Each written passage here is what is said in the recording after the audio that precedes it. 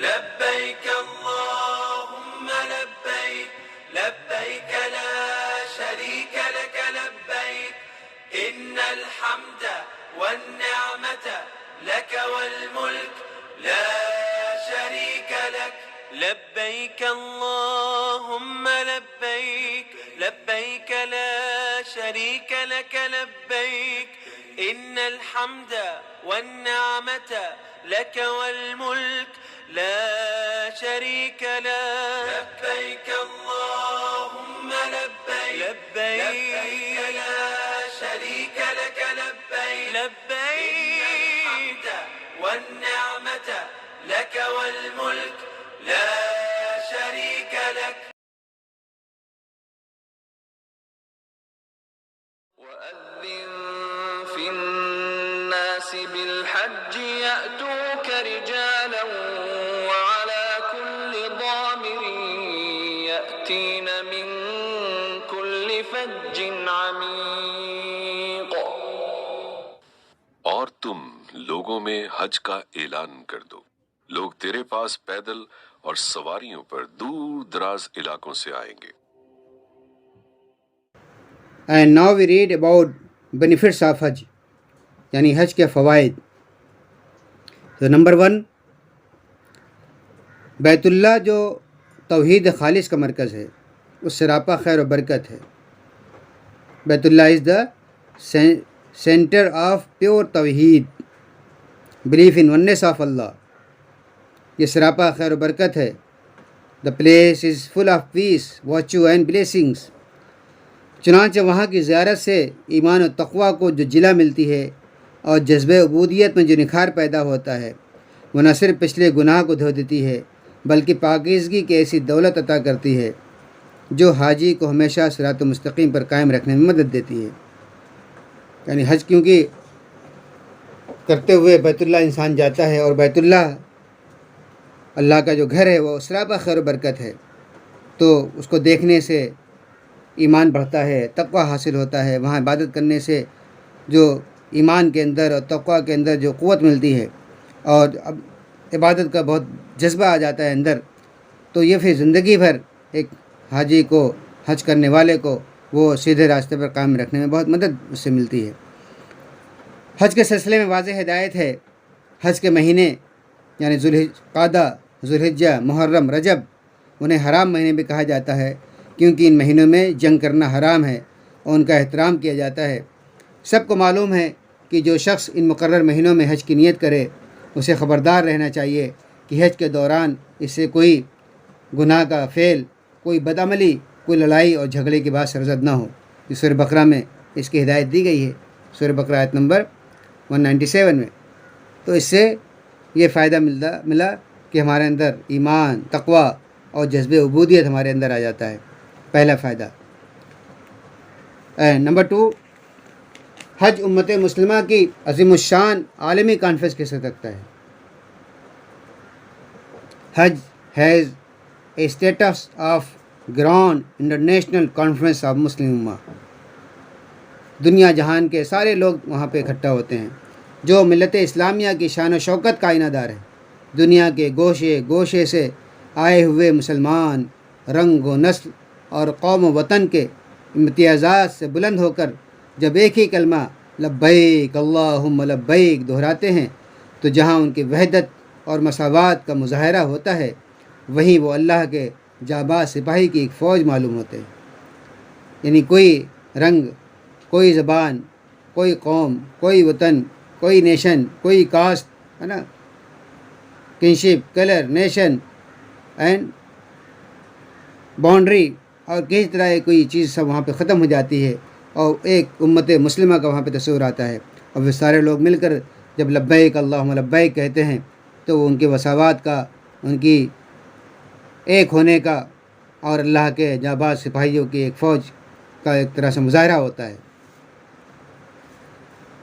Point number 3 کہ حج سے بے شمار معاشرتی معاشی فوائد بھی حاصل ہوتے ہیں. There many social and economic benefits of حج ایز ویل ایز. یعنی جس طرح سے یہ سب فائدے تو ہوتے ہی ہیں، ایمانی اور اخلاقی روحانی فائدے جو ہوتے ہیں، اسی کے ساتھ ساتھ اکنامیکل اور سوشل بھی فوائد حاصل ہوتے ہیں۔ حجاج ایک دوسرے سے ملتے ہیں، ان کے احوال سے واقف ہوتے ہیں، ایک دوسرے کے تجربات سے استفادے کی راہیں کھلتی ہیں، وسیع پیمانے پر خرید و فروخت کے ذریعے نفع اٹھاتے ہیں، کیونکہ سفر حج میں تجارت کرنا جائز ہے۔ اس طرح بار بار ملتے رہنے سے جہاں ان کی آپس میں دشمنیاں مٹتی ہیں، وہی محبت، دوستی اور بھائی چارگی کا جذبہ پروان چڑھتا ہے اور عالمگیر امن کی فضا قائم رکھنے میں مدد ملتی ہے۔ خلفائے راشدین رضی اللہ عنہم کا معمول تھا کہ دور دور سے مسلمان گورنروں کو بلا کر حالات معلوم کرتے۔ انہی ایام حج کے موقع پر سارے گورنر ایک ساتھ اکٹھا ہوتے، مشورے و ہدایات دیتے۔ کوئی بہت ضروری حکم دینا ہوتا تو حج کے عام مجمع میں اعلان فرماتے تاکہ اسلامی سلطنت کے ایک ایک گوشے میں حکم پہنچ جائے۔ ایک حج کے موقع پہ اعلان ہوا اور پوری دنیا میں وہ اعلان پہنچ گیا۔ یہ اس کا سوشل فائدہ ہے اور اکنامیکل فائدہ بھی بیان کر دیا گیا۔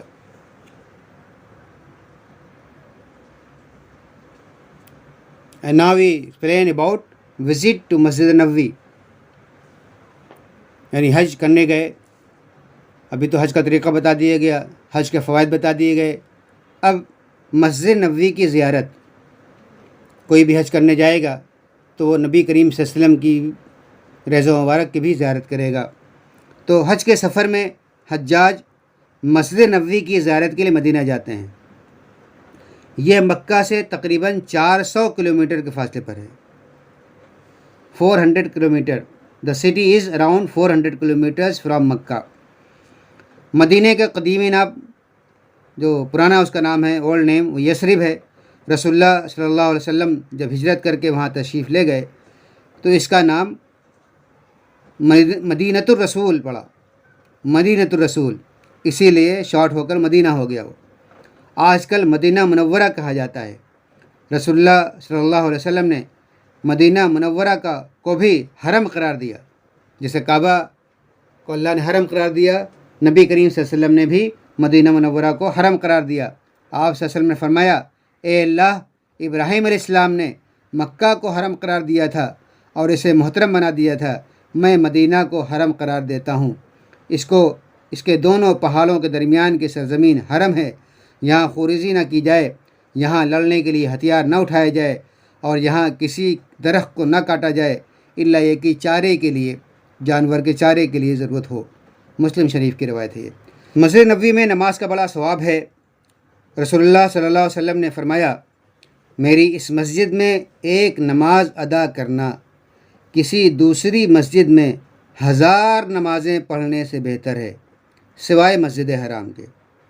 یعنی مسجد حرام کے بعد دنیا میں کسی مسجد کے اندر جو ثواب مل سکتا ہے سب سے زیادہ وہ مسجد نبوی ہے۔ کہ آپ نے فرمایا کہ میرے مسجد میں نماز پڑھنا 1000 نماز پڑھنے سے بہتر ہے دوسری مسجد میں۔ ایک موقع پر رسول اللہ صلی اللہ علیہ وسلم نے فرمایا کہ 3 مساجد کے علاوہ کسی اور مسجد کی طرف رخت سفر نہ باندھا جائے، کسی اور مسجد کی طرف سفر نہ کیا جائے اس کے زیارت کے لیے۔ صرف دنیا کے اندر 3 مساجد ہیں، اسی کی طرف سفر کرنا چاہیے۔ رسول اللہ صلی اللہ علیہ وسلم نے فرمایا کہ 3 مساجد کے علاوہ کسی اور مسجد کی طرف رخت سفر نہ باندھا جائے، میری اس مسجد کی طرف یعنی مسجد نبوی کی طرف، مسجد حرام کی طرف اور مسجد اقصیٰ کی طرف۔ یہ مسلم شریف کی روایت ہے۔ یہاں یہ وضاحت ضروری ہے کہ اگر کسی وجہ سے مسجد نبوی کی زیارت ممکن نہ ہو پھر بھی حج ادا ہو جاتا ہے۔ رسول اللہ صلی اللہ علیہ وسلم کے گھر اور مسجد نبوی کے ممبر کے درمیانی حصے کو ریاض الجنہ یعنی جنت کی کیاری کہا جاتا ہے۔ یعنی رسول اللہ صلی اللہ علیہ وسلم کا جو حجرہ تھا اور اسی کی سیدھ میں ممبر تھا، تو ممبر اور آپ کے گھر کے جو درمیانی جگہ ہے اس کو جنت کی کیاری کہتے ہیں، ریاض الجنہ کہتے ہیں۔ رسول اللہ صلی اللہ علیہ وسلم نے فرمایا، میرے ممبر اور میرے گھر کے درمیان کی جگہ جنت کے باغوں میں سے ایک باغ ہے۔ یہ بخاری اور مسلم کی روایت ہے۔ اس حصے پر اللہ کی خصوصی رحمت کا نزول ہوتا ہے۔ جنت کی کیاری کہا آپ صلی اللہ علیہ وسلم نے حصے کو، جنت کے باغوں میں سے ایک باغ کہا، تو اس حصے پر اللہ کی خصوصی رحمت کا نزول ہوتا ہے۔ یہاں تلاوت، دعا اور نماز کا اہتمام کیا جاتا ہے۔ حجاج وہاں روزہ اطہر کی زیارت کرتے ہیں، محسن انسانیت صلی اللہ علیہ وسلم پر درود و سلام بھیجتے ہیں، صحابہ کرام رضی اللہ عنہم اجمعین کے لیے دعائیں کرتے ہیں، تاریخی مقامات کی سیر کر کے عبرت و نصیحت اور ہمت و حوصلہ پاتے ہیں۔ اللہ ہم سب کو خانہ کعبہ اور مسجد نبوی کی زیارت نصیب کرے اور ہم حج کی برکتوں سے مالا مال ہو سکیں، آمین یا رب العالمین۔ اب ایک آخری موضوع ہے اس لیسن کا، وہ ہے حج بدل۔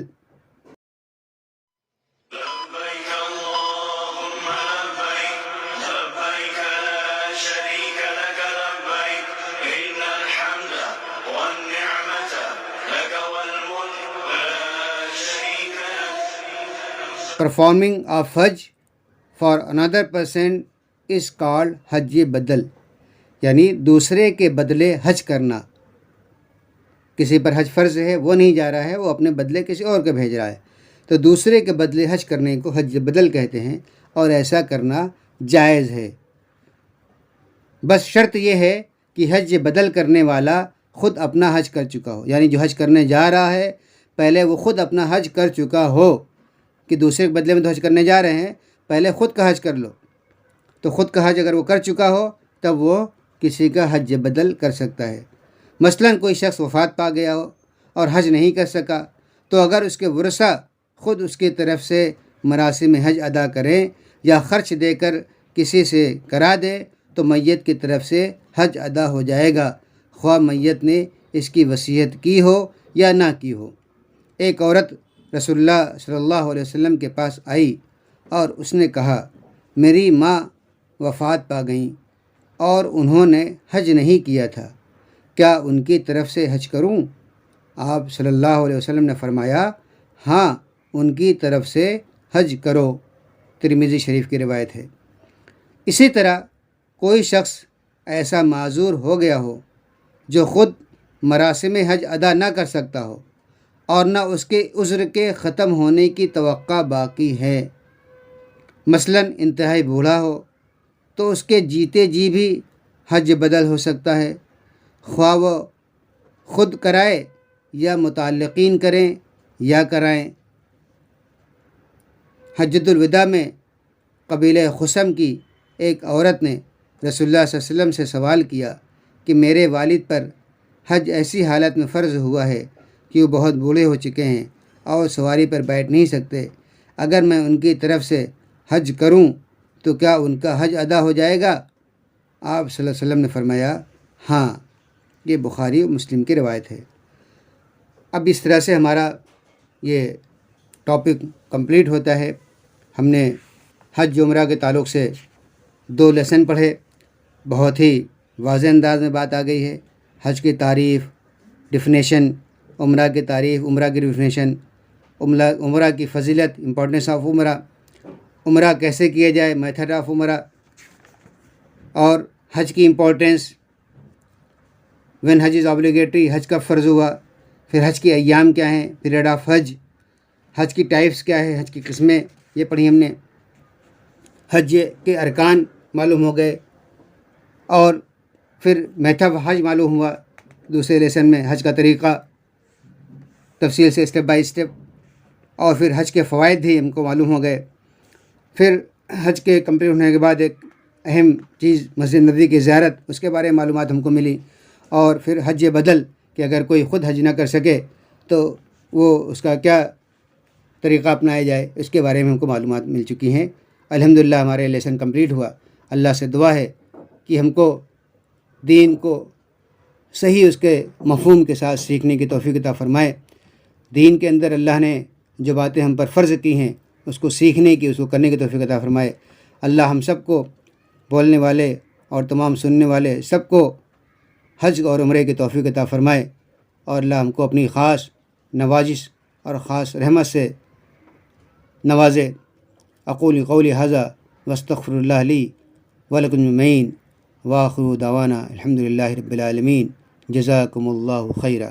مجھے فرقات میں رہ کر پھر وہ مکہ زمزم یاد آتا ہے، وہ کعبہ